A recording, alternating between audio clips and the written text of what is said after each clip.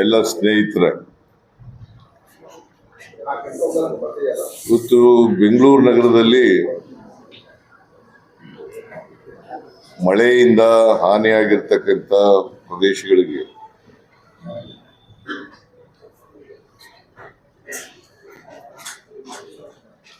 ನಾನು ಮತ್ತು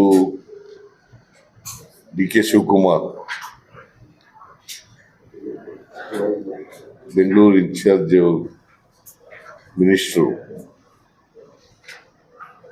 ಆಮೇಲೆ ಕೆ.ಜೆ. ಜಾರ್ಜ್, ಬೈರತಿ ಸುರೇಶ್, ಶಾಸಕರಾದಂಥ ಬೈರತಿ ಬಸವರಾಜ್, ಅರವಿಂದ್ ಲಿಂಬಾವಳಿ, ಸತೀಶ್ ರೆಡ್ಡಿ, ರಾಮಮೂರ್ತಿ, ಆಮೇಲೆ ಅಧಿಕಾರಿಗಳು, ಕಾರ್ಪೊರೇಷನ್ನವರು ಎಲ್ಲ ಬಂದಿದ್ರು. Tushar Girinath, administrator, Maheshwara Rao, BBMP officer, commissioner, Jayaram BDA commissioner, ಆಮೇಲೆ ಜಲಮಂಡಳಿ ಅಧ್ಯಕ್ಷರು, ಚೇರ್ಮನ್ ಮತ್ತು MD ಸೌಮ್ಯ ರೆಡ್ಡಿ ಇದ್ರು. ಇದರಲ್ಲಿ ಗುರಪುರಪಾಳ್ಯ, ಆಮೇಲೆ ನಮ್ಮ ಚೀಫ್ ಸೆಕ್ರೆಟರಿ ಬಂದಿದ್ರು. ಅದೇ BJP ಆಮೇಲೆ BBMP ಆಫೀಸರ್ಸ್ಗಳೆಲ್ಲ ಬಂದಿದ್ರು. ಮೊದಲಿಗೆ ನಾವು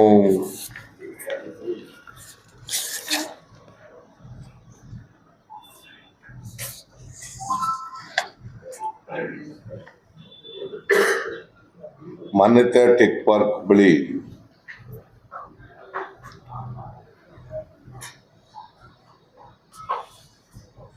ಅಲ್ಲಿ ರಾಜಕಾಲುವೆ ಪರಿಶೀಲನೆ ಮಾಡೋದು. ಅಲ್ಲಿ ರಾಜಕಾಲುವೆ ಒತ್ತುವರಿಯಾಗಿದೆ. ಅದನ್ನ ಕೂಡಲೇ ತೆರವು ಮಾಡಿಸಿ ಅಂತ ಹೇಳಿದ್ದೀನಿ.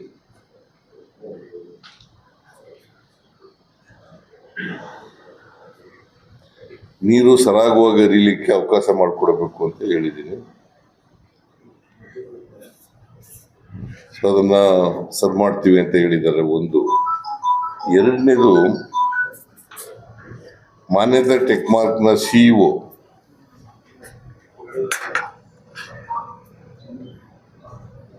ಅವರು ತಮ್ಮ ಸ್ವಂತ ರಸ್ತೆಯಲ್ಲಿ ಚರಂಡಿ ನಿರ್ಮಿಸಿ ಅದನ್ನು ಪರಿಹಾರ ಮಾಡಿಕೊಡ್ತೀವಿ ಅಂತ ಹೇಳಿದ್ದಾರೆ.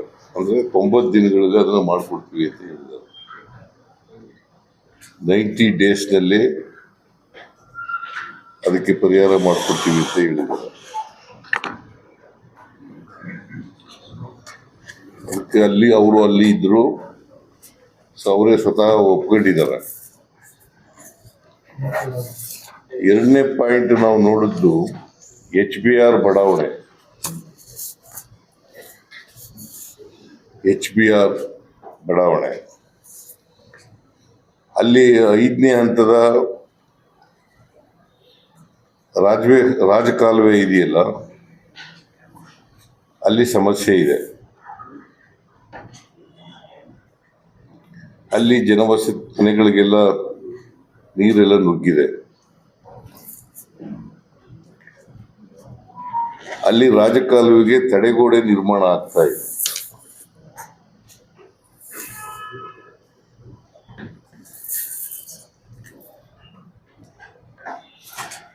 ನಾನು ಈ ಕಾರ್ಯಕ್ರಮ ಕೂಡಲೇ ಶೀಘ್ರವಾಗಿ ಪೂರ್ಣಗೊಳಿಸಬೇಕು, ಮುಗಿಸ್ಬೇಕು ಅಂತ ಹೇಳಿದ್ದೀನಿ.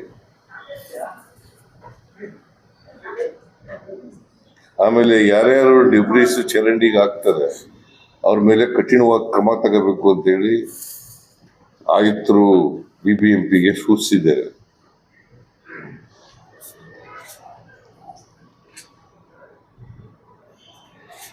ಆಮೇಲೆ BDA ಜಾಗದಲ್ಲಿ ರಸ್ತೆ ನಿರ್ಮಾಣ ಮಾಡಿ ಒತ್ತುವರಿಗಳನ್ನ ಮುಲಾಜಿಲ್ಲದೆ ತೆರವುಗೊಳಿಸಬೇಕು ಅಂತ ಹೇಳಿದ್ದೀನಿ.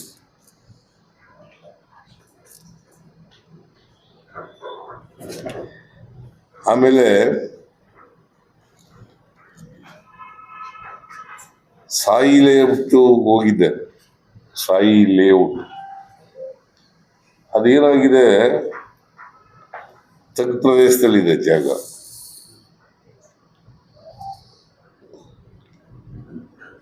ರಾಜಕಾಲುವೆಗಿಂತ ತಗ್ಗು ಪ್ರದೇಶದಲ್ಲಿದೆ.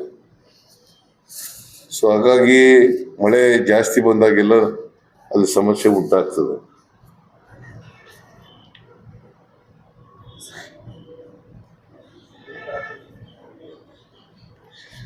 ಹಾಗಾಗಿ ನೀರು ಸರಾಗವಾಗಿ ಹರಿತಾ ಇಲ್ಲ ರಾಜಕಾಲುವೆಯಲ್ಲಿ. ಕಾರಣ ಯಾಕಪ್ಪ ಅಂತಂದ್ರೆ, ಆ ರೈಲ್ವೆ ಬ್ರಿಡ್ಜ್ ಹತ್ರ 2 ವೆಂಟ್ ಇದಾವಲ್ಲ, ಆ ವೆಂಟು ಅಗಲಾಗಿಲ್ಲ, ಬಹಳ ಚಿಕ್ಕದಾಗಿದ್ದಾವೆ. ಅದರಿಂದ ಅವು ದೊಡ್ಡದು ಮಾಡಬೇಕಾಗ್ತದೆ. ಅದನ್ನ ದೊಡ್ಡದು ಮಾಡಿದ್ರೆ ನೀರು ಸಲೀಸಾಗಿ ಹರ್ಕೊಂಡು ಹೋಗ್ತದೆ, ಮತ್ತೆ ನೀರು ವಾಪಸ್ ಬರೋದು, ಹಿಂದಕ್ಕೆ ಬರೋದು ಕೂಡ ತಪ್ಪಲಿಕ್ಕೆ ಸಾಧ್ಯ ಆಗ್ತದೆ.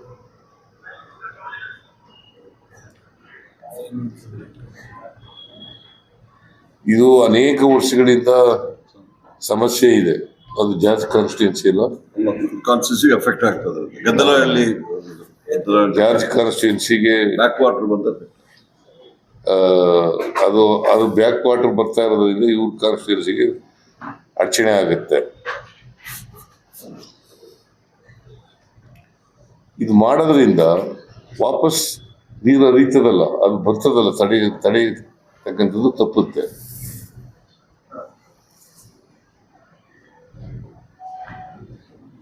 ಆಮೇಲೆ ಈ ಸಾಯಿ ಲೇಔಟ್ ನಲ್ಲಿ ಮನೆಗಳಿಗೆ ನೀರು ನುಗ್ಗುತ್ತಲ್ಲ, ಅವು ತಪ್ಪಲಿಕ್ಕೆ ಸಾಧ್ಯ ಆಗ್ತದೆ.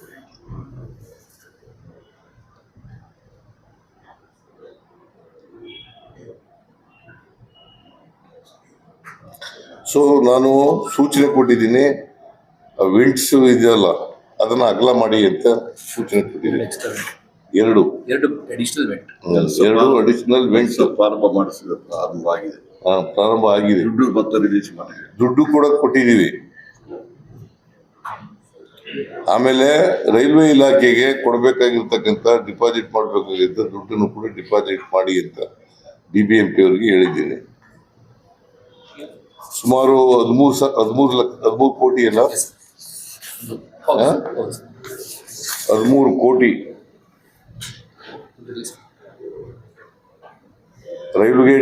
ರೈಲ್ವೆಗೆ ಇಲಾಖೆಗೆ ಡಿಪಾಸಿಟ್ ಮಾಡುವ 3 ಕೋಟಿ ಚಿಲ್ಲರೆ. ಕಾಮಗಾರಿ ವೆಚ್ಚ ಎಲ್ಲ ಸೇರಿ 13 ಕೋಟಿ ರೂಪಾಯಿನ BBMP ಕೂಡಲೇ ಕೊಡಬೇಕು. ಈಗಾಗಲೇ 6 ಕೋಟಿ ರೂಪಾಯಿ ಕೆಲಸ ಆಗಿದೆ.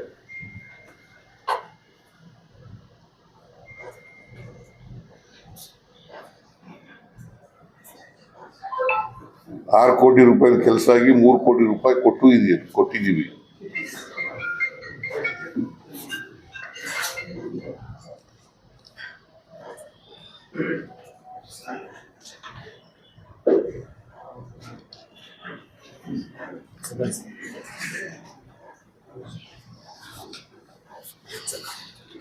ಮತ್ತೆ ಅಲ್ಲಿ ನೋಡ್ಕೊಂಡು ಮಹದೇವಪುರಕ್ಕೆ ಹೋಗಿದ್ದು.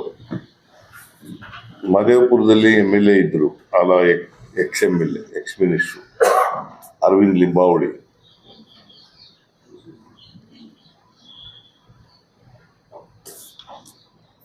ಅಲ್ಲಿ ಪಣತ್ತೂರ್ ಗಾರ್ಡನ್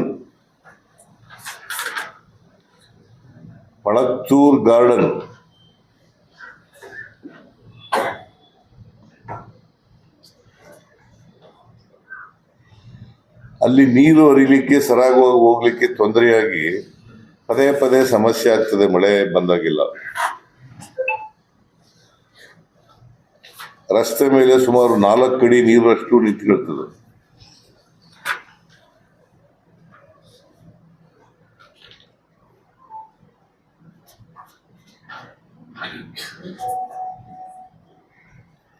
ಇದಕ್ಕೆ ಕಾರಣ ಏನಪ್ಪಾ ಅಂತಂದ್ರೆ, ರೈಲ್ವೆ ಲೈನ್ ಇದೆಯಲ್ಲ, ಅದು ಕೆಳಗಡೆ ಅಗಲ ಕೇವಲ 30 ಅಡಿ ಇದೆ. ಸೊ ಇನ್ನೂ 30 ಅಡಿ ವಿಸ್ತರಣೆ ಮಾಡಿದ್ರೆ ಈ ಸಮಸ್ಯೆ ಬಗೆಹರಿಲಿಕ್ಕೆ ಸಾಧ್ಯ ಆಗ್ತದೆ.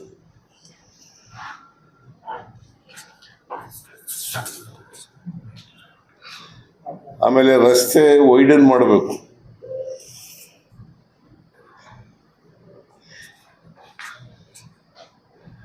ಮತ್ತೆ ಇವೆಲ್ಲ ಕೆಲಸಗಳು ಪ್ರಾರಂಭ ಆಗಿದ್ದಾವೆ. ಸುಮಾರು 80% ಅಷ್ಟು ಕೆಲಸ ಮುಗಿದಿದೆ. ಇನ್ನ 20% ಕೆಲಸ ಮುಗಿಬೇಕಾಗಿದೆ. ಅದನ್ನು ಕೂಡಲೇ ಮುಗಿಸಿ ಅಂತ ಹೇಳಿ ಸೂಚನೆ ಕೊಟ್ಟಿದ್ದೀನಿ.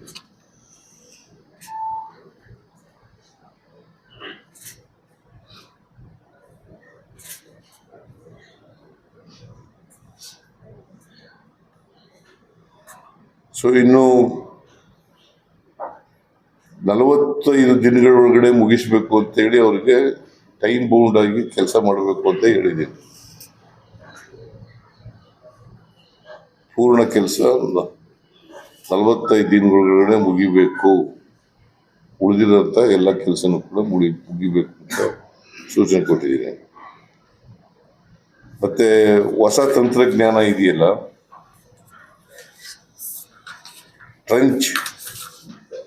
ಟ್ರಂಚ್ಲೆಸ್ ಟೆಕ್ನಾಲಜಿ,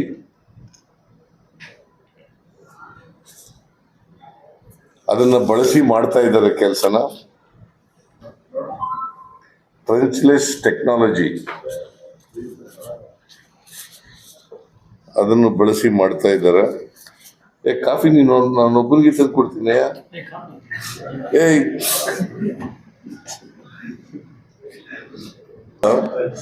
ಸಿಲ್ಕ್ ಬೋರ್ಡ್ ಹತ್ರ ಹೋದವು. ಸಿಲ್ಕ್ ಬೋರ್ಡ್ ಹತ್ರ ಒಂದು ಸಮಸ್ಯೆ ಇದೆ. ಹಿಂದೇನೂ ಹೋಗಿದ್ದೆ ನಾನು, ಈ ಸಾರಿನೂ ಹೋಗಿದ್ದೆ. ಟ್ರೆಂಚ್ಲೆಸ್ ಯಾವುದು ನಿನ್ಗೆ ಗೊತ್ತಿಲ್ವಾ? ನಿನಗೆ ಗೊತ್ತಿಲ್ವೇನಪ್ಪ? ಅವರು ಹೊಸ ಟೆಕ್ನಾಲಜಿನ ಬಳಸ್ತಾ ಇದ್ದಾರೆ. ಟ್ರೆಂಚ್ಲೆಸ್ ಟೆಕ್ನಾಲಜಿ ಅಂತ ಒಂದಿದೆ.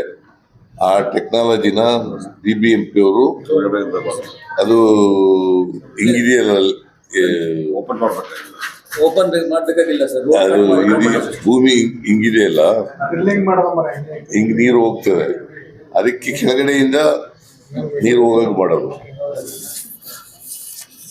ಸೊ ಅದು ಟೆಕ್ನಾಲಜಿ, ಅದು ಗೊತ್ತಾಯ್ತಾ?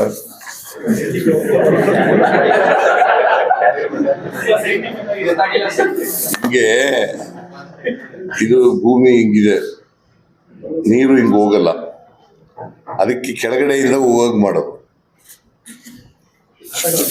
ಅದು ಹೊಸ ಟೆಕ್ನಾಲಜಿ.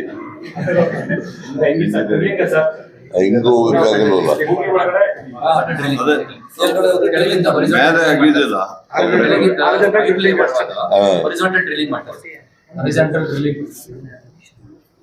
ಗೊತ್ತಾಯ್ತು ಈಗ? ಅವ್ರು ಹೇಳೋದು ಗೊತ್ತಾಯ್ತಾ ಈಗ?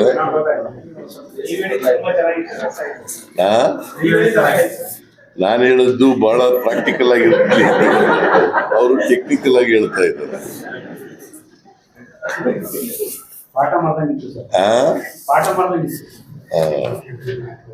ಆಮೇಲೆ ಸಿಲ್ಕ್ ಬೋರ್ಡ್ ಜಂಕ್ಷನ್ ಇದೆಯಲ್ಲ, ಅಲ್ಲಿ ಹೋಗಿದ್ದೆ. ಅಲ್ಲಿ 4 ಕಡೆಗಳಿಂದ ನೀರು ಬರ್ತದೆ. ಮಡಿವಾಳ ಕಡೆಯಿಂದ 2 ಕಾಲುವೆಗಳು, ಆಮೇಲೆ ಬೈರ್ಸಂದ್ರ ಕಡೆಯಿಂದ 2 ಕಾಲುವೆ, ಅವೆಲ್ಲ ಸೇರ್ಕೊಂಡು HSR ಲೇಔಟ್ಗೆ ಹೋಯ್ತವೆ.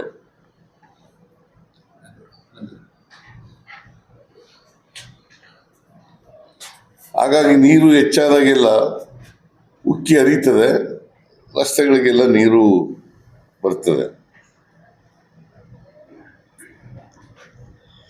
ಇದು ಮೆಟ್ರೋ ಸಂಸ್ಥೆ, BBMP ಹಾಗೂ ರಾಷ್ಟ್ರೀಯ ಹೆದ್ದಾರಿ, ಈ 3 ಜನರು ಸೇರ್ಕೊಂಡು ಮಾಡಬೇಕಾಗಿದೆ. ಇದು ಮೆಟ್ರೋ, BBMP, ನ್ಯಾಷನಲ್ ಹೈವೇ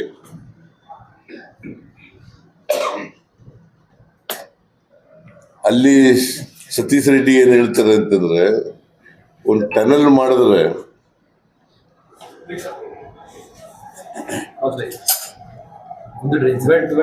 ನೀರು ಹರಿಸ್ಬೋದು ಅಂತ ಹೇಳ್ತಾರೆ. ಅದಕ್ಕೆ ನಾನೇನ್ ಹೇಳಿದ್ದೀನಿ, BBMP ಅಧಿಕಾರಿಗಳಿಗೆ ಕೂತ್ಕೊಂಡು ನೀವು BBMP ಅವರು, ಮೆಟ್ರೋದವರು, ಇವರು ನ್ಯಾಷನಲ್ ಹೈವೇ ಅವರು ಕೂತ್ಕೊಂಡು ಒಂದು ತೀರ್ಮಾನ ಮಾಡಿ ಅಂತ ಹೇಳಿ ಸೂಚಿಸಿದ್ದೀನಿ.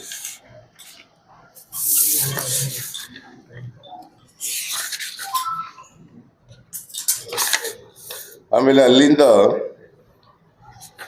ಗುರಪ್ಪನ ಪಾಳ್ಯ,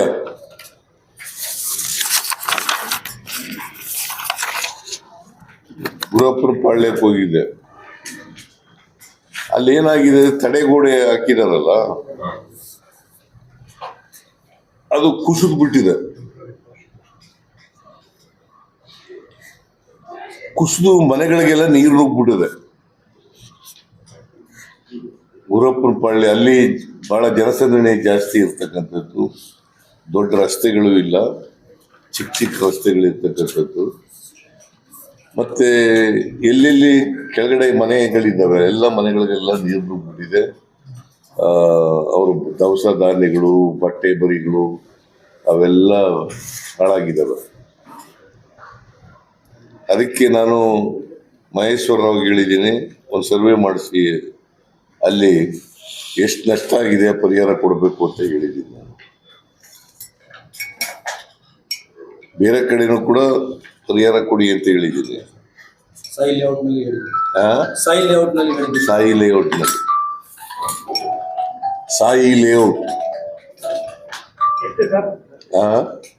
ಇಲ್ಲ, ಸರ್ವೆ ಮಾಡಿಸಿ ಎಷ್ಟು ನಷ್ಟ ಆಗಿದೆ ಅಷ್ಟು ಪರಿಹಾರ ಕೊಡಿ ಅಂತ ಹೇಳಿದೆ.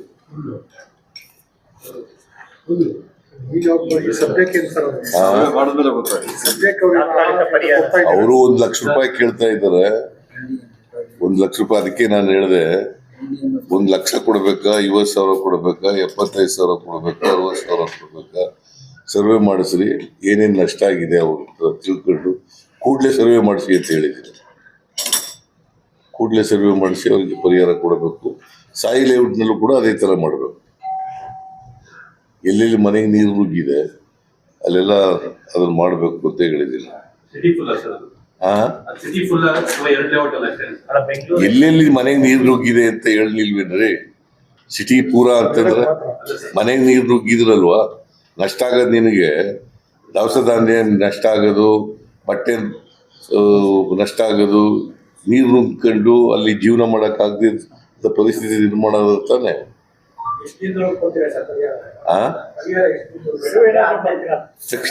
ತಕ್ಷಣ ಅದಕ್ಕೆ ದಿನ ಅಂತ ಹೇಳಿಲ್ಲ, ಕೂಡ್ಲೆ ಕೊಡಿ ಅಂತ ಹೇಳಿದ್ದೀನಿ. ಸರ್ವೆ ಮಾಡಿ ಕೊಡಿ ಅಂತ ಹೇಳಿದ್ದೀನಿ. ಅದಕ್ಕೆ ದಿನಗಳು ಲೆಕ್ಕ ಇಲ್ಲ. ನಾಳೆ ಸರ್ವೆ ಆದ್ರೆ ನಾಳಿದ್ದೆ. ಈಗಾಗಲೇ ಮಾಡ್ತಾ ಇದ್ದಾರೆ ಅವರು. ಪಾಪ ಅಲ್ಲಿ ಭಾಗದ ಜನ ಮಸೀದಿನಲ್ಲಿ ಮತ್ತೆ ಬೇರೆ ಕಡೆ ಎಲ್ಲ ಮಾಡ್ತಾ ಇದ್ದಾರೆ. ಬೇರೆ ಸಾಯಿ ಲೇಔಟ್ ನಲ್ಲಿ ಬೇರೆ ಮಾಡ್ತಾ ಇದ್ದಾರೆ. BBMP ಅವರು ಕೂಡ ಮಾಡಿದೀವಿ ಸರ್. ಸಾಯಿ ಲೇಔಟ್ನಲ್ಲಿ ಎಲ್ಲ 300 ಮಂದಿಗೆ ಸರ್ ವಸತಿ ಊಟ ಎಲ್ಲ ಕೊಡ್ತಾನೆ ಇದ್ದೀವಿ ಸರ್. ತಾತ್ಕಾಲಿಕವಾಗಿ ಮಾಡಿದ್ದಾರೆ.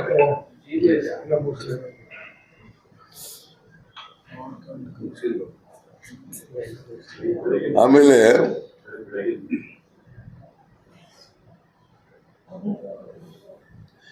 ಒಂದು ನಾನು ಇವ್ರಿಗೆ BBMP ಅವ್ರಿಗೆ ಏನಂತ ಹೇಳಿದ್ದೀನಿ ಅಂತಂದ್ರೆ,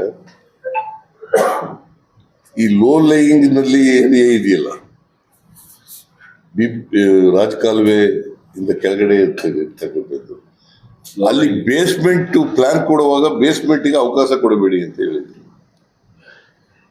ಬೇಸ್ಮೆಂಟ್ಗೆ ಒಪ್ಪಿಗೆ ಕೊಡಬೇಡಿ, ಯಾಕಂತಂದ್ರೆ ಬೇಸ್ಮೆಂಟ್ಗೆ ನೀರು ನುಗ್ಗೋದು. ತುಂಬಾ ಕಡೆ ಹಂಗಾಗಿದೆ. ಈಗ ನೋಡಿ,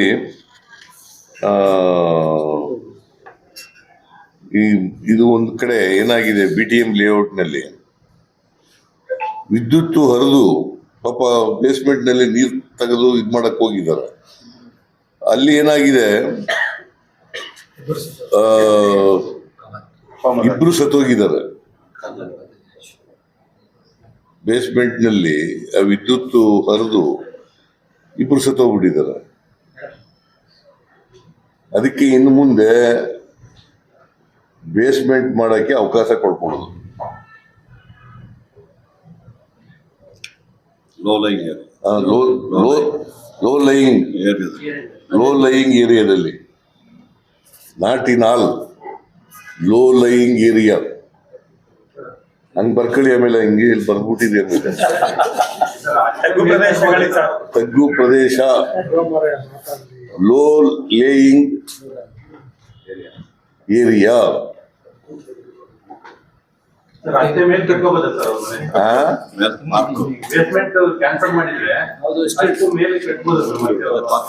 ಲೈಸೆನ್ಸ್ ಕೂಡ ನಾನು ಪ್ಲಾನಿಂಗ್ ನವ್ರು ತೀರ್ಮಾನ ಮಾಡ್ತಾರೆ, ನಾನೇ ತೀರ್ಮಾನ ಮಾಡ್ಬಿಡಲ್ಲ. ಯಾರು ಪ್ಲಾನಿಂಗ್ ನವರು ಇದ್ದಾರೆ ಅವ್ರು ತೀರ್ಮಾನ ಮಾಡ್ತಾರೆ. ಆದ್ರೆ ಬೇಸ್ಮೆಂಟ್ ಇದು ಕೊಡ್ಬೇಡಿ, ಪರ್ಮಿಷನ್ ಕೊಡಬೇಡಿ. Low lying area, low lying area. ಆದ್ರೆ ಹೊಸ ಮನೆಗಳನ್ನು ಕಟ್ಟಬೇಕಾದ್ರೆ ಕೆಳಗಡೆ ಪಾರ್ಕಿಂಗ್ ಅವಕಾಶ ಕೊಡೋದಾದ್ರೆ ಮಾಡ್ಬೇಕು ಅನ್ನೋದು ರೂಲ್ಸ್ ಇತ್ತು. ಈಗ ಹೆಚ್ಚುವರಿ ಅವಕಾಶ ಅದು ಏನಾಯ್ತದೆ, ನೀರು ನುಗ್ಬಿಡ್ತದಲ್ಲಪ್ಪ ತಮ್ಮ, ಸತ್ತೋಯ್ತಾರಲ್ಲ ಎಲ್ಲ. ಅದೆಲ್ಲ ಅದಕ್ಕೆ ಅವ್ರು ಕಾರ್ ಬೇಕಾದ್ರೆ ಕಾರ್ ಶೆಡ್ ಮಾಡ್ಕೊಳ್ಳಿ, ಮೇಲ್ಗಡೆ ಕಾರ್ ಶೆಡ್ ಮಾಡ್ಕೊಳ್ಳಿ. ಬಟ್ ಬೇಸ್ಮೆಂಟ್ ಮಾಡಕ್ಕೆ ಅವಕಾಶ ಆಗಿಲ್ಲ. ಬೇಸ್ಮೆಂಟ್ ಜಾಗದಲ್ಲಿ ಸ್ಟಿಲ್ಟ್ ಫ್ಲೋರ್ ಮಾಡಿ, ಸ್ಟಿಲ್ಟ್ ಫ್ಲೋರ್ ನೀರೆಲ್ಲ ಕೆಳಗಡೆ ಹೋದ್ರೆ ಅದರ ನೀರೆಲ್ಲ ಕೆಳಗಡೆ ಹೋಗ್ಬಿಡ್ತದಲ್ಲ. ಅದಕ್ಕೆ ಉತ್ತರ, ಪೂರ್ವ, ದಕ್ಷಿಣ ಈ ಕಡೆ ಎಲ್ಲ ಹೋಗಿದ್ದೆ ನಾನು. ಸೊ ಈ ಸಾರಿ 2022ರಲ್ಲಿ ಒಂದ್ಸಾರಿ ಮಳೆ ಬಿದ್ದಿತ್ತು. 229 ಮಿಲಿಮೀಟರ್ ಮಳೆ ಆಗ್ಬಿಟ್ಟಿತ್ತು. 10 ವರ್ಷದಲ್ಲಿ ಇದು 2ನೇ ಸಲ ಜಾಸ್ತಿ ಬಂದಿರೋದು ಮಳೆ ಬಂದಿರೋದು. 10 ವರ್ಷದಿಂದ ಒಂದ್ಸಾರಿ ಬಂದಿತ್ತು. 22 last 22 Nalla 114 mm. 114 mm in 22.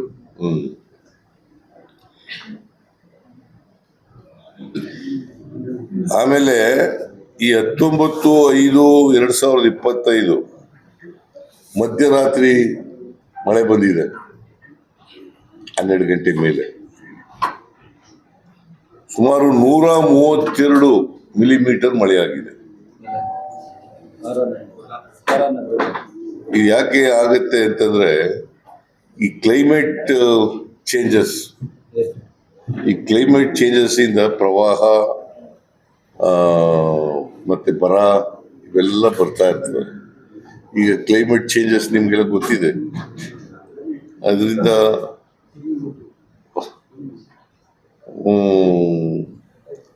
ಮಾಡಿದೆ. ಬಟ್ ಬಹಳ ಬೆಂಗಳೂರಿನಲ್ಲಿ ನಾನು ಆಗಲೇ ಮೊನ್ನೆ ಹೇಳಿದೆ 210 ತಗ್ಗು ಪ್ರದೇಶಗಳಿದ್ದಾವೆ.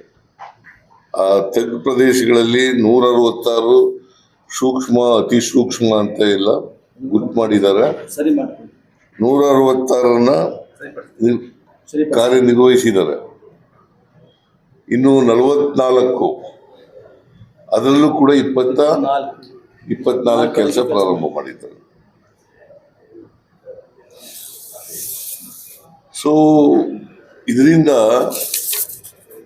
ಈ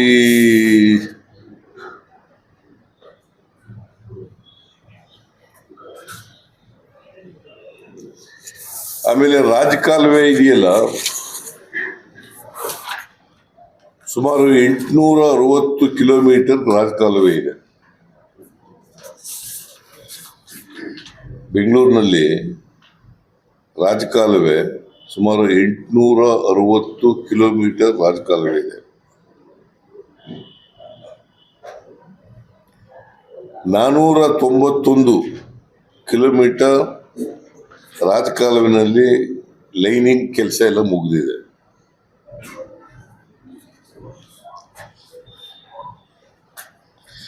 ಆಮೇಲೆ 173 ಕಿಲೋಮೀಟರ್ ವರ್ಲ್ಡ್ ಬ್ಯಾಂಕ್ನಿಂದ ಲೋನ್ ತಗೊಂಡು ಟೆಂಡರ್ ಆಗಿದೆ ಸರ್. ಟೆಂಡರ್ ಎಲ್ಲ ಆಗಿದೆ. ವರ್ಕ್ ಆರ್ಡ್ರು ಇಶ್ಯೂ ಆಗಿದೆಯಾ? ಇಲ್ಲ. ಇನ್ನು ವರ್ಕ್ ಆರ್ಡರ್ ಇಶ್ಯೂ ಆಗಬೇಕು. ಸುಮಾರು 2,000 ಕೋಟಿ ರೂಪಾಯಿಗಳು. ಇದರಲ್ಲಿ ಸರ್ 195 ಕಿಲೋಮೀಟರ್ ಕೆಲಸ ನಡೀತಾ ಇದೆ ಸರ್. ಫರ್ವರಿ ಕಂಪ್ಲೀಟ್ ಆಗಿರುತ್ತೆ. ಆಮೇಲೆ 195 ಕಿಲೋಮೀಟರ್ ಕೆಲಸ ನಡೀತಾ ಇದೆ ಸರ್. 2,000 ಕೋಟಿಯಲ್ಲಿ ಸರ್. ಇದು ಫೆಬ್ರವರಿ 2026 ಒಳಗಡೆ ಮುಗಿಸ್ಬೇಕು ಅಂತ ಹೇಳಿದೀವಿ.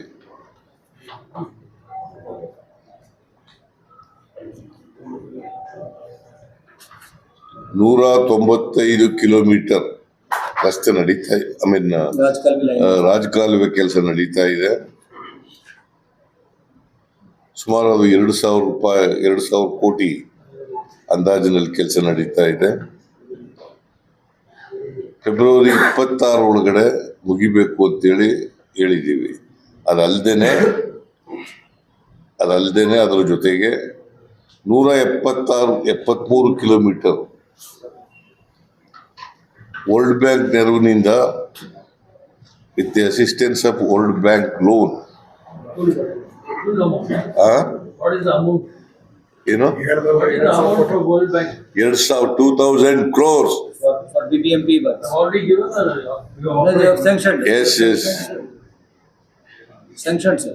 Negotiation ಆಗಿದೆ. ಇದನ್ನ 3 ವರ್ಷಗಳಲ್ಲಿ ಪೂರ್ಣಗೊಳಿಸಬೇಕು ಅಂತ ವಿಚಾರ ಇದೆ. ಸೊ ಇದೆಲ್ಲ ಆದರೆ ರಾಜಕಾಲುವೆಗಳು ಪೂರ್ಣ ಲೈನಿಂಗ್ ಆದಾಗ ಆಗುತ್ತೆ. ಮತ್ತೆ ಎಲ್ಲೆಲ್ಲಿ ಒತ್ತುವರಿ ಆಗಿದೆ ಅವೆಲ್ಲರೂ ಕೂಡ ಮುಲಾಜಿಲ್ಲದೆ ತೆಗೆದಾಕಿ ಅಂತ ಹೇಳಿ, ಎಷ್ಟೇ ಪ್ರಭಾವಿಗಳಿರಲಿ ಯಾರೇ ಇರಲಿ ಅದನ್ನ ಒತ್ತುವರಿನ ಬಿಡಿಸ್ತಕ್ಕಂಥ ಕೆಲಸ ಮಾಡಬೇಕು. ಈ ಸರಿ ಮಳೆ ಬಂದಾಗಲೂ ಕೂಡ ರಾಜಕಾಲುವೆ ಒತ್ತುವರಿ ಶುರು ಮಾಡ್ತೀವಿ ಅಂತ ಹೇಳ್ತೀರಾ ಸರ್, ಬಟ್ ಅಧಿಕಾರಿಗಳು ಯಾಕೆ ನಿರ್ಲಕ್ಷ್ಯ ವಹಿಸ್ತಾರೆ ಸರ್? ಪ್ರತಿ ಸರಿ ಮಳೆ ಬಂದ ಸಂದರ್ಭದಲ್ಲಿ ರಾಜಕಾಲುವೆ ಒತ್ತುವರಿ ತೆರವು ಮಾಡ್ತೀನಿ ಅಂತ ಹೇಳ್ತೀರಾ, ಬಟ್ ಅಧಿಕಾರಿಗಳೆಲ್ಲ ಒಂದ್ ಕಡೆ ನಿರ್ಲಕ್ಷ್ಯ. ಇಲ್ಲ, ಈಗ 491 ಮಾಡಿರೋದು ಯಾಕೆ? ಯಾವುದು ಈಗ ಏನಾಯ್ತು? ನೀವು ಬಂದಿರೋದು ಅದೇ ಬಂದಿರೋದು. ನಾವು ತಾಪತ್ರಯ ಬಿಜೆಪಿ ಅವ್ರ ಕಾಲದಲ್ಲಿ ಮಾಡಲಿಲ್ಲ, ಗೊತ್ತಾಯ್ತಾ? ನಾವು ಬಂದಾಗ ಶುರು ಮಾಡಿಸಿದ್ದೆ ನಾನು. ಆಗ್ಲೇನೆ 491 ಕಿಲೋಮೀಟರ್ ಆಯ್ತದ್ದು. ಅದಾದ್ಮೇಲೆ ಆಗ್ಲಿಲ್ಲ, ಈಗ ಮತ್ತೆ ಶುರು ಮಾಡಿಸಿದ್ವಿ. 2 ವರ್ಷ ಆಯ್ತಲ್ಲ ಸರ್, ಸುಮ್ಮನೆ ಇದ್ರಿ. ಮತ್ತೆ 2 ವರ್ಷ ಸುಮ್ಮನೆ ಇದ್ರಿ. ಈಗೇನು 195 ಕಿಲೋಮೀಟರ್ ಕೆಲಸ ನಡೀತಾ ಇರೋದು ಯಾರು? ಯಾಕಂದ್ರೆ ನೋಡಪ್ಪ, ಡಿಸಾಸ್ಟರ್ ಮ್ಯಾನೇಜ್ಮೆಂಟ್ ನಲ್ಲಿ ಅದರ ಅಡಿನಲ್ಲಿ ಕೆಲಸ ಶುರು ಮಾಡಿ ಅಂತ ಹೇಳಿದ್ರು. ಕೋರ್ಟ್ ಹೋಗಿದ್ರೆ ಕೋರ್ಟ್ ನಲ್ಲಿ ಒಂದು ಸ್ಟೇಗಿ ಕೊಟ್ಟಿದ್ರೆ ಅಥವಾ ಇನ್ನೇನಾದ್ರು ಮಾಡಿದ್ರೆ ಆದೇಶ ಇದ್ರೆ ಅದನ್ನ ತೆರವುಗೊಳಿಸ್ತಕ್ಕಂಥ ಕೆಲಸ ಮಾಡ್ತಕ್ಕಂಥದ್ದು ಇದು ಒಂದು. ಎರಡನೇದು ಡಿಸಾಸ್ಟರ್ ಮ್ಯಾನೇಜ್ಮೆಂಟ್ ಅಡಿನಲ್ಲಿ ಕೆಲಸ ಮಾಡ್ತಕ್ಕಂಥದ್ದು ಇದು ಎರಡನೇದು. ಸರ್ ಒತ್ತುವರಿ ಎಷ್ಟು ಬಾಕಿ ಇದೆ ಸರ್? ಹಿಂದೆ ನೀವಿದ್ದಾಗ 2018 ಕ್ಲಿಯರ್ ಆಗಿತ್ತು, ಮತ್ತೆ ಕೋರ್ಟ್ ಹೋದ ನಂತರ ಸ್ಟಾಪ್ ಆಗುತ್ತೆ. ಮತ್ತೆ ಇನ್ನೆಷ್ಟು ಬಾಕಿ ಇದೆ ಸರ್? 18-23 ವರ್ಷ ಆಗಿಲ್ಲ.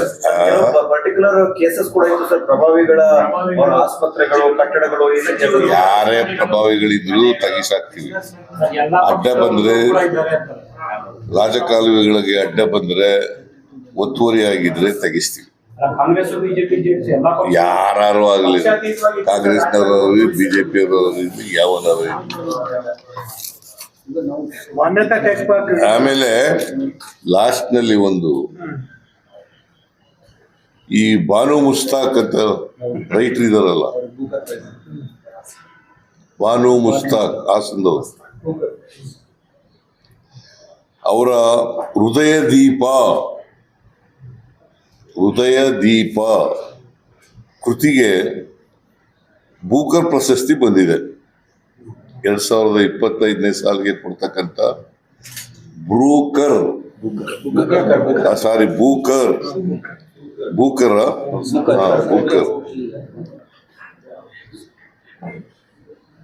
ಬೂಕರ್ ಪ್ರಶಸ್ತಿ ಬಂದಿದೆ. ಇದರಿಂದ ಇಡೀ ಕನ್ನಡ ನಾಡಿನ ಗೌರವವನ್ನು ಹೆಚ್ಚು ಮಾಡಿದೆ.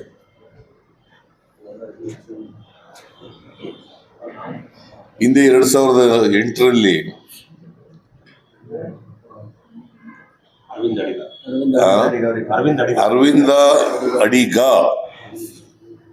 ಅರವಿಂದ ಅಡಿಗ ಅವರಿಗೆ ಸಿಕ್ಕಿತ್ತು 2008ರಲ್ಲಿ ದಿ ವೈಟ್ ಟೈಗರ್ ಅನ್ನೋ ಕೃತಿಗೆ.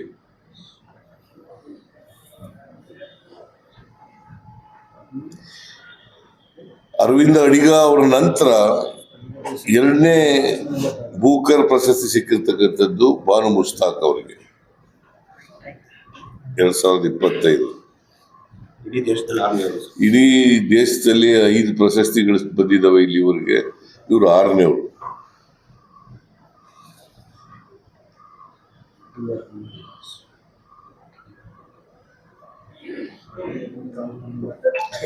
ಈ ಬೂಕರ್ ಪ್ರಶಸ್ತಿ ಪ್ರಾರಂಭ ಆದ ಯಾವಾಗ ಅಂತಂದ್ರೆ 1969ನೇ ಇಸ್ವಿ.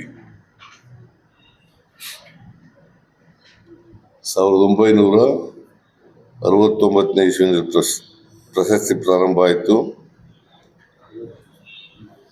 ಇಂಥ ಪ್ರಶಸ್ತಿ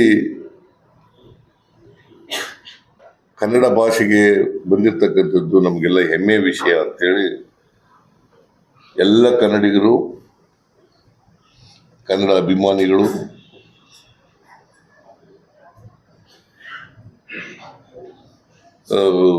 ಖುಷಿ ಪಡ್ತಕ್ಕಂಥ, ಹೆಮ್ಮೆ ಪಡ್ತಕ್ಕಂಥ ವಿಚಾರ.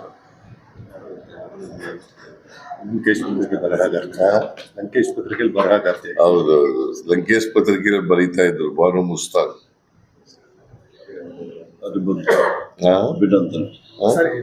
ಅಭಿನಂದನೆಗಳು ಹೇಳ್ಬಿಡಿ ಸರ್. ನೀವು ಎಲ್ಲ ಬಂದಿದ್ರಿ, ನಮ್ಮ ಜೊತೆ ಎಲ್ಲ ಬಂದಿದ್ರಿ. ಕೆಲವರಿಗೆಲ್ಲ ಊಟ ಸಿಕ್ಕಿದೆ, ಕೆಲವ್ರಿಗೆ ಊಟ ಸಿಕ್ಕಿದೆ. ಅದಕ್ಕೋಸ್ಕರ ನಿಮ್ಮೆಲ್ಲರಿಗೂ ಧನ್ಯವಾದಗಳು. ಊಟ ಮಾಡಿರೋರ್ಗೂ ಧನ್ಯವಾದಗಳು, ಊಟ ಮಾಡದೇ ಇರೋರ್ಗೂ ಧನ್ಯವಾದಗಳು.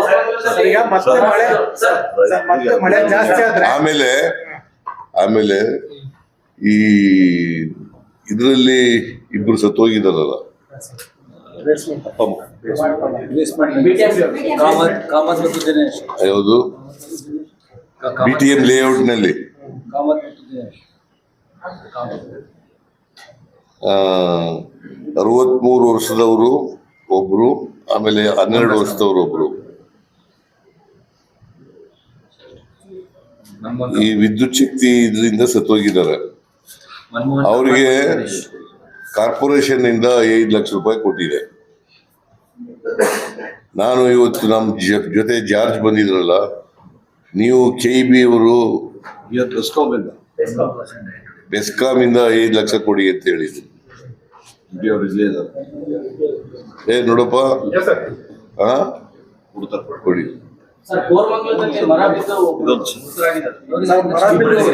ಯಾವಾಗ? ಅವ್ರಿಗೂ 5 ಲಕ್ಷ ಕೊಡ್ತೀವಿ. ಅಭಿನಂದನೆಗಳು.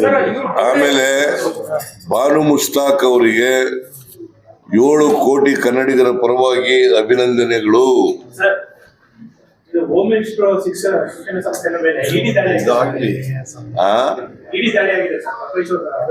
ಈಗ ನನಗೆ ಪೂರ್ಣ ಡೀಟೇಲ್ಸ್ ಗೊತ್ತಿಲ್ಲ, ಬಟ್ ಆದರೂ ಕೂಡ ಇಡಿ ದಾಳಿ ಮಾಡಿದೆ.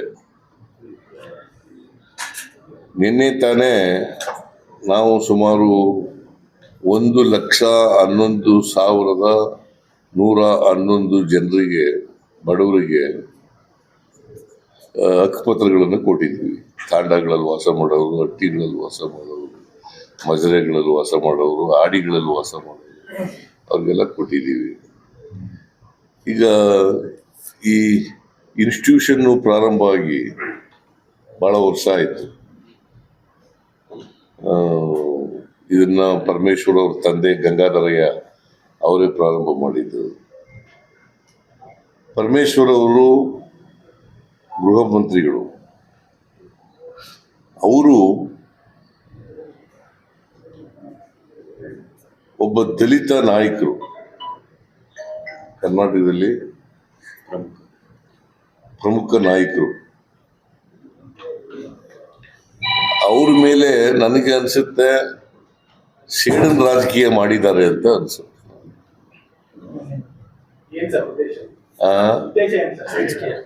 ಅದೇ ಹೇಳಿದ್ನಲ್ಲ ಈಗ ಇಷ್ಟೊತ್ತು ತನಕ. ದಲಿತ ನಾಯಕ ದಲಿತ ನಾಯಕ ಎಲ್ಲ ಈಗ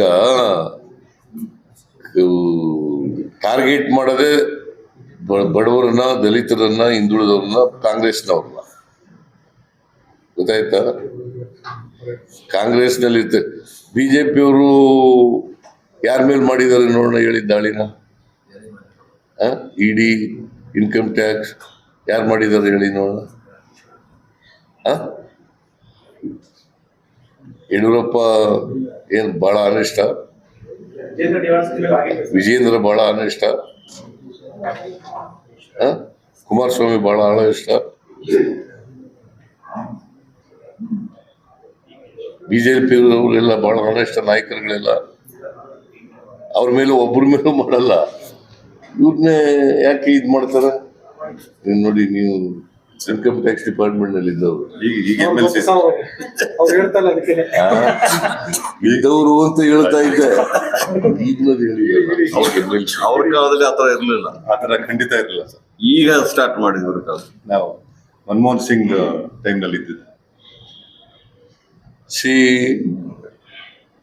ಇದೆಲ್ಲ ನೋಡಿದ್ರೆ ಟಾರ್ಗೆಟ್ ಮಾಡಿ ಒಬ್ಬ ದಲಿತ ನಾಯಕರನ್ನ ಟಾರ್ಗೆಟ್ ಮಾಡಿರ್ತಕ್ಕಂಥದ್ದು ಇದು ರಾಜಕೀಯ ಪ್ರೇರಿತವಾದದ್ದು. ಮತ್ತೆ ಅವರು ಒಂದು ವಿದ್ಯಾಸಂಸ್ಥೆ ನಡೆಸ್ತಾ ಇದ್ದಾರೆ, ಆ ವಿದ್ಯಾಸಂಸ್ಥೆ ಮೇಲೆ ದಾಳಿ ಮಾಡಿರ್ತಕ್ಕಂಥ. ಮೊದಲು ಇನ್ಕಮ್ ಟ್ಯಾಕ್ಸ್ ಮಾಡಿದ್ರು, ಈಗ ಮೊದಲು ಇನ್ಕಮ್ ಟ್ಯಾಕ್ಸ್ ಮಾಡಿದ್ರು, ಈಗ ಇಡಿ ಮಾಡಿದೆ. CM sir, the same thing in English, please. The same thing in Sir, English also, please. not due to department fault. Hire ಮಾಡ್ಕೊಂಡು ನೋಡ್ತಾರೋ ಮ್ಯಾನಿಟರಿ. ಈಗ ಇವ್ರು ಕೊಡ್ತಾ ಇರೋದು KB ಅವರು, ಇಟ್ ಇಸ್ ಅವರು ತಪ್ಪು ಮಾಡಿದ್ದಾರೆ ಅಂತಲ್ಲ, not due to departmental fault, ಮಾನವೀಯತೆ ದೃಷ್ಟಿಯಿಂದ ಕೊಡಿ. ನಾನು ಮಾನವೀಯತೆ ದೃಷ್ಟಿಯಿಂದ ಕೊಡಿ ಅಂತ ಹೇಳಿದ್ದೀನಿ. ಸರ್, ಈಗ ನೀವು ಎಲ್ಲಾ ಕಡೆ ಭೇಟಿ ಮಾಡಿ ಬಂದ್ರಿ, ಕಳೆದ ಬಾರಿ ಹೇಳಿದ್ರಿ. ಈಗ ನಾಗವಾರ ಇರ್ಬೋದು ಅಥವಾ ಮಾನ್ಯತಾ ಟೆಕ್ ಪಾರ್ಕ್ ಇರ್ಬೋದು, ಹಿಂದೆ ಹೋದಾಗಲೂ ಇದೇ ಕಂಪ್ಲೇಂಟ್ ಹೇಳಿದ್ರಿ, ಇನ್ನೂ ಸಹ ಸಮಸ್ಯೆ ಬಗೆಹರಿದಿಲ್ಲ. ನಾನು ಅದನ್ನೇ ಪುನಃ ಬೇರೆ ತರ ಪ್ರಶ್ನೆ ಕೇಳ್ತಾ ಇದ್ದೆ. ಮೊದಲು ಕೇಳಿದ್ರು ಬಹಳ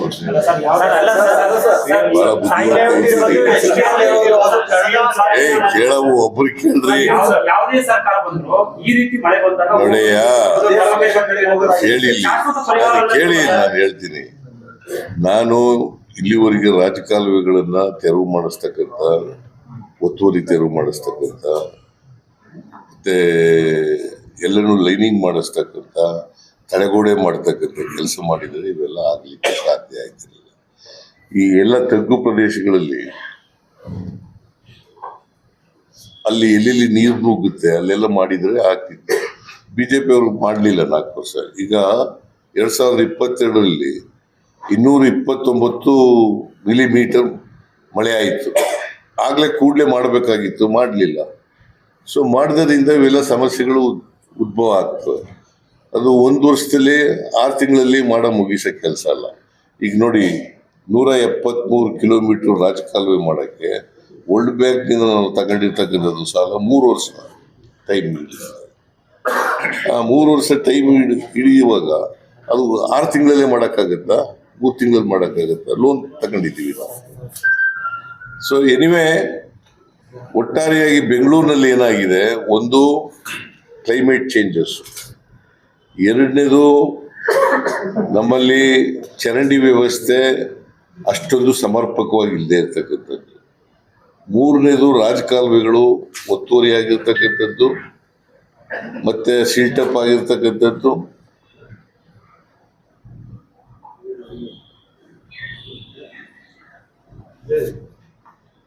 ಈ ಕಾರಣಗಳಿಂದ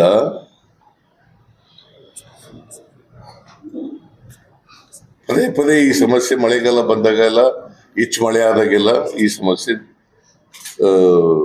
ಉದ್ಭವ ಆಗ್ತದೆ. ಅದಕ್ಕೆ ಶಾಶ್ವತವಾಗಿ ಪರಿಹಾರ ಮಾಡ್ತೀವಿ ಅಂತಕ್ಕಂಥ ವಿಶ್ವಾಸ ನನಗಿದೆ, ನಂಬಿಕೆ ನನಗಿದೆ. ಮುಂದಿನ ಮಳೆಗೆ ಈ ತರ ಆಗಲ್ಲ ಅಂತೀರಾ ಸರ್? ಬೆಂಗಳೂರು ಯಾವುದೇ ಕಾರಣಕ್ಕೂ ಈ ತರ ಇರಲ್ಲ ಅಂತೀರಾ ಸರ್? ಮುಂದಿನ ಮಳೆಗೆ 100% ಸರಿ ಹೋಗುತ್ತೆ ಅಂತ ಹೇಳಕ್ ಹೋಗಲ್ಲ ನಾನು. ಮುಂದಿನ ಮಳೆಗೆ ಅಷ್ಟೊತ್ತಿಗೆ ಸಾಕಷ್ಟು ಮಾಡ್ತೀವಿ. ಸರ್ ಮೊದಲು ಮಳೆ ಬಂದಾಗ ಕಿನೋ ಥಿಯೇಟರ್ ಒಂದು ಬ್ರಿಡ್ಜ್ ಇತ್ತು, ಬಸ್ಗಳೇ ಬರುತ್ತಾ ಇತ್ತು. ಶಾಂತಿನಗರ ಬಸ್ ಅದೆಲ್ಲ ತಾವು ಬಂದ ಮೇಲೆ ಎಲ್ಲ ಸರಿ ಮಾಡಿದ್ದಾರೆ. ಆಮೇಲೆ ಜನರು ಕೂಡ ಸಹಕರಿಸ್ಬೇಕು ಇದ್ರ ಜೊತೆಗೆ. ಈಗ ಪ್ಲಾಸ್ಟಿಕ್ ಹಾಕ್ಬಿಡೋದು, ಕಾಲುವೆ ಚರಂಡಿಗಳಿಗೆ ಇದನ್ನ ಸುರಿದು ಬಿಡೋದು, ಕಸ ಸುರಿದು ಬಿಡೋದು, ಆಮೇಲೆ ಬಟ್ಟೆ ಬೀಸ್ ಹಾಕೋದು, ಆಮೇಲೆ ಫರ್ನಿಚರ್ ಒಬ್ರಿಗೆ ಸಾಕ್ತಾರೆ, ಕಂಟ್ರೋಲ್ ಮಾಡಲ್ಲ. ಆಮೇಲೆ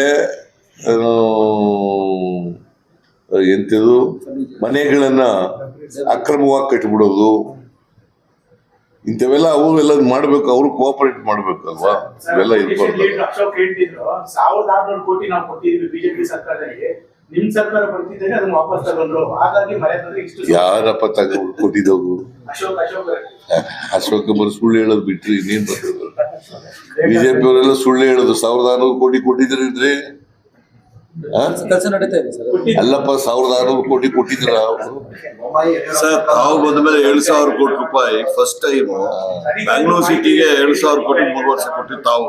ಅಲ್ಲಿ ತನಕ ಇವರೆಲ್ಲ ಇದ್ರು ₹1 ಕೊಟ್ಟಿರಲಿಲ್ಲ. ವಾಪಸ್ ಯಾವಾಗ ತಗೊಂಡಿಲ್ಲ, ವಾಪಸ್ ನೋಡಿಯಪ್ಪ, ಅವರು ಕೆಲಸ ಮಾಡಿದ್ರೆ 4 ವರ್ಷ ಅಧಿಕಾರದಲ್ಲಿದ್ರು.